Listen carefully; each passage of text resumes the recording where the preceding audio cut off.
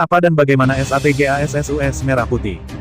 Satgasus Merah Putih alasannya dibentuk untuk melaksanakan tugas kepolisian di bidang penyidikan dan penyelidikan. Mengambil dasar hukum, UU No. 2/2002 tentang Kepolisian Negara Indonesia. UU No. 8/1981 tentang KUHP. UU No. 5/1997 tentang psikotropika. UU No. 35/2009 tentang narkotika.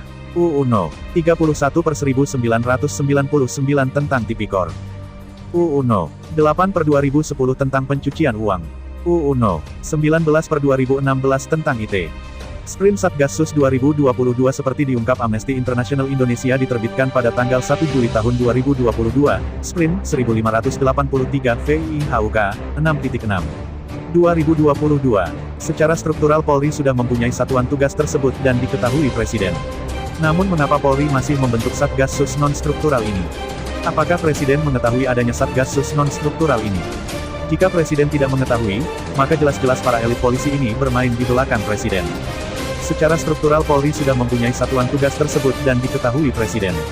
Dalam Sprim 1246 VHUK 6/2020 tanggal 20 Mei tahun 2020, Ferdi Sambo sudah menjadi Kasatgasus. Lihat daftar nomor 16.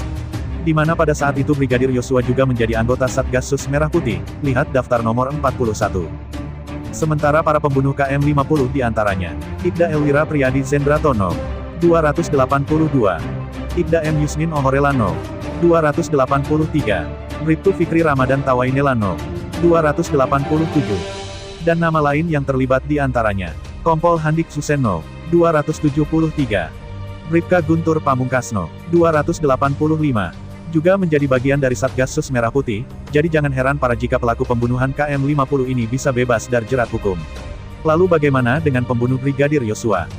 Bagaimana dan seperti apa operasi dalam SATGASSUS ini? Dari mana dana operasi SATGASSUS Merah Putih ini? Seperti yang dibahas sebelumnya, berdasarkan Sprim Kapolri atas dasar Undang-Undang KUHP, psikotropika, narkotika, tipikor, pencucian uang, IT. Namun yang terjadi malah sebaliknya.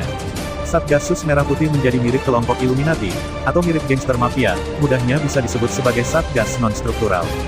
Hampir banyak kasus-kasus besar malah menjadi lahan basah, karena mengambil keuntungan dengan menjadi backingan bisnis-bisnis hitam tersebut. Kondisi tersebut semakin parah dan mengerikan ketika Satgasus Merah Putih dipimpin oleh Ferdi Sambo. Satgasus Merah Putih ini sebuah satgas yang dibentuk non-struktural. Satgas ini menjalankan Black Ops dan beranggotakan kelompok elit Polri yang masih muda-muda dari berbagai level dan struktur. Satgasus Merah Putih ini adalah membentuk kekuatan Polri di dalam Polri itu sendiri, membentuk kelompok sendiri, dan Kapolri tidak bisa berkutik di kepung Satgasus Merah Putih ini. Karena Kapolri sendiri menjadi pelindung dalam struktur Satgasus Merah Putih ini. Jabatan-jabatan strategis di kepolisian diisi oleh orang-orang dari Satgasus Merah Putih ini, pangkat, jabatan dan sekolah semua terjamin. Tidak sembarangan polisi bisa bergabung dengan Satgasus Merah Putih ini, mereka menekankan loyalitas dan militansi pada kelompok mereka serupa dengan gerakan Illuminati. Maka dalam kasus pembunuhan KM50 dan pembunuhan Brigadir Yosua yang melibatkan anggota Satgasus Merah Putih ini akan dibela mati-matian agar bebas dari jerat hukum. Keberadaan mereka pernah diungkap oleh almarhum Neta S. Payne dari Indonesia Police Watch (IPW). Mereka bermain politik untuk melanggengkan kekuasaan mereka di institusi Polri. Keanggotaan mereka di bawah penunjukan resmi pimpinan tertinggi Polri dalam bentuk sprint. Mereka melakukan tugas yang sifatnya mendukung kelompok politik tertentu, apalagi menjelang Pilpres 2024 mereka dengan dana mereka yang luar biasa besar akan mempengaruhi jalannya pemilu 2024 mengulangi kesuksesan pemilu lalu. Dari mana anggaran mereka? Satgas struktural dipastikan menggunakan anggaran negara, namun Satgas non-struktural seperti Satgasus Merah Putih ini tidak gunakan anggaran dinas tapi mereka kumpulkan dari bos-bos judi online dan bandar narkoba besar. Jangan heran jika judi online dan narkoba masih tetap eksis karena dana backup yang diterima luar biasa. Untuk menaikkan image prestasi mereka di mata pimpinan, dibuatlah berbagai prestasi seperti pengungkapan narkoba yang jumlahnya bertonton.